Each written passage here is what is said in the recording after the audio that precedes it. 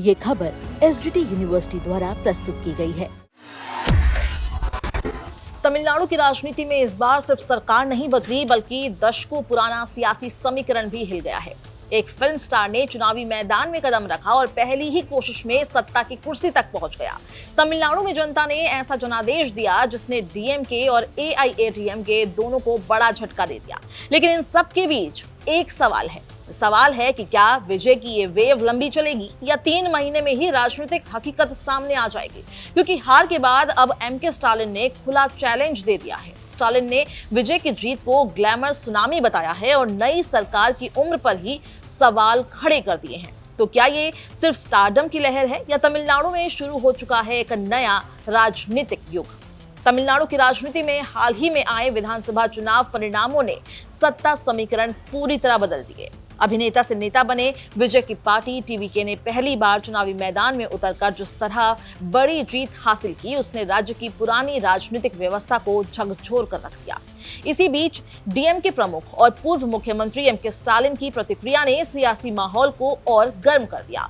Stalin ने TVK की जीत को ग्लैमर सुनामी बताते हुए इसे एक अस्थायी लहर करार दिया जिसने पारंपरिक राजनीति को कुछ समय के लिए प्रभावित किया है।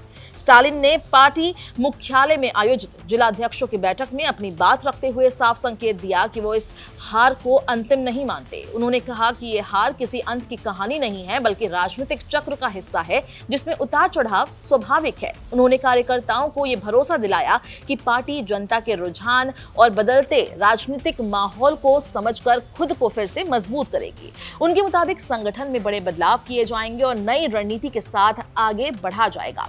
बैठक के दौरान स्टालिन ने यह भी संकेत दिया कि पार्टी अब अपने कामकाज के तरीके में बड़ा बदलाव करने जा रही है। उन्होंने खासतौर पर सोशल मीडिया की भूमिका पर भी जोर दिया और कहा कि फेसबुक, इंस्टाग्राम, यूट्यूब और व्हाट्सएप जैसे डिजिटल प्लेटफॉर्म पर अब अधिक सक्रियता दिखाई जाएगी। उनका मानना है कि आज के समय में जनता तक पहुंचने का सबसे प्रभावी माध्यम डिजिटल प्लेटफॉर्म ही है और अगर सही तरीके से इसका इस्तेमाल किया जाए तो अगला चुनाव आसानी से जीता जा सकता है।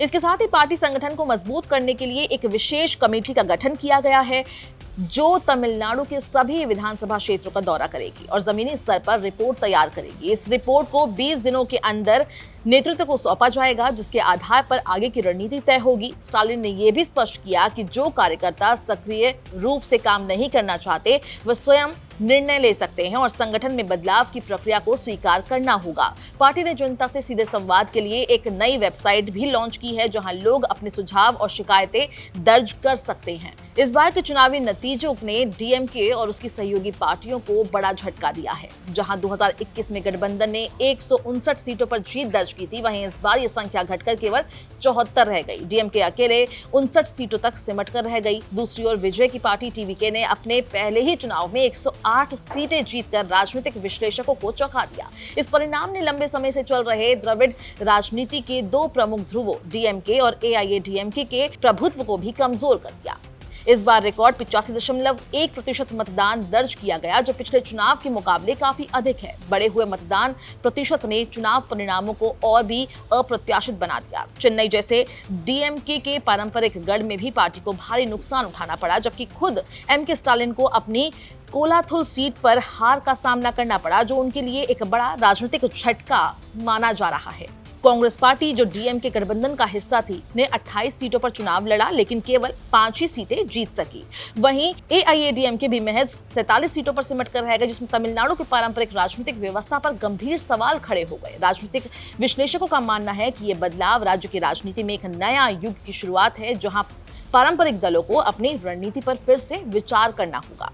अब सवाल उठ रहा है कि क्या टीवीके की ये जीत लंबे समय तक टिक पाएगी या ये केवल एक अस्थायी राजनीतिक लहर साबित होगी। कई विश्लेषक इसे एमजीआर युग जैसी नई राजनीतिक शुरुआत मान रहे हैं जबकि कुछ इसे भावनात्मक और स्टार पावर से प्रभावित जनादेश बता रहे हैं। स्टालिन ने भी इसी संदर्भ में टिप्पणी की कि आने वाले 3 महीने इस सरकार की परीक्षा के होंगे। ये देखना होगा कि नई सत्ता स्थिर रह पाती है या नहीं। डीएमके संगठन के अंदर भी अब आत्ममंथन शुरू हो गया है। पार्टी नेताओं का कहना है कि हार से सबक लेकर संगठन को नए सिरे से मजबूत किया जाएगा और जनता के बीच फिर से भरोसा कायम करने की कोशिश होगी। वहीं टीवीके की जीत ने राज्य की राजनीति को एक नए मोड़ पर ला खड़ा कर दिया है, जहां हर दल अपनी रणनीति को दोबारा परखने के लिए मजबूर हो गया है। इस वीडियो में बस इतना ही। अगर आपको ये पसंद आई है, इसको लाइक और शेयर करें। देश और दुनिया की तमाम अपडेट के लिए दैनिक जागरण को आज ही सब्सक्राइब करें।